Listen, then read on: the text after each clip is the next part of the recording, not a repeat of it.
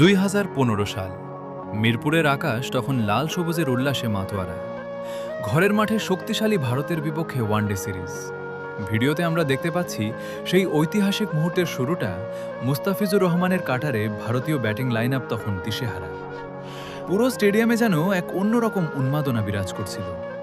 কিশোর মুস্তাফিজের সেই অবিশ্বাস্য অভিষেক সিরিজের কথা কি ভোলা যায়? একে একে রোহিত শর্মা, ধোনি ও রায়নাদের সাজঘরে পাঠিয়ে তিনি মিরপুরের হিরো হয়ে উঠলেন।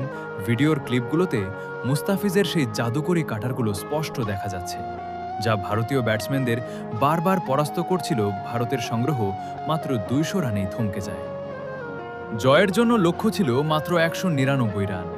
ব্যাটিংয়ে নেমে তামিম ইকবাল ও সৌম্য সরকার শুরু থেকেই চড়াও হন ভারতীয় বোলারদের উপর। ভিডিওতে তামিমের সেই চোখ ধাঁধানো ড্রাইভ এবং সৌম্য সাহসী ব্যাটিং যেন টাইগারদের জয়ের পথ সহজ করে দিচ্ছিল। গ্যালারিতে থাকা হাজার হাজার ভক্তের গর্জন তখন টিভির পর্দা ছাপিয়ে কানে আসছিল। মাঝপথে উইকেট হারিয়ে কিছুটা চাপ তৈরি হলেও সাকিব আল হাসান এবং সাব্বির রহমান অত্যন্ত ঠান্ডা মাথায় ম্যাচটি শেষ করে আসেন। ভিডিওর এই অংশে সাকিবের সেই দায়িত্বশীল ব্যাটিং এবং সাব্বিরের 4 ছক্কার ফুলঝুরি আমাদের জয়ের একদম কাছে নিয়ে যায়। ড্রেসিং রুমে থাকা সতীর্থদের আনন্দ আর গ্যালারির আবেগ মিশে একাকার হয়ে গিয়েছিল। অবশেষে 38তম ওভারে জয়ের বন্দরে পৌঁছে যায় বাংলাদেশ।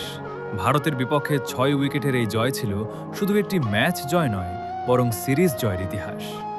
মুস্তাফিজের 5 উইকেট আর ব্যাটসম্যানদের সম্মিলিত চেষ্টায় মিরপুর সেদিন দেখেছিল এক নতুন ইতিহাস। বাংলাদেশের ক্রিকেট ইতিহাসের অন্যতম সেরা এই রাতটি আমাদের প্রতিটি ভক্তের হৃদয়ে সবসময় উজ্জ্বল হয়ে থাকবে।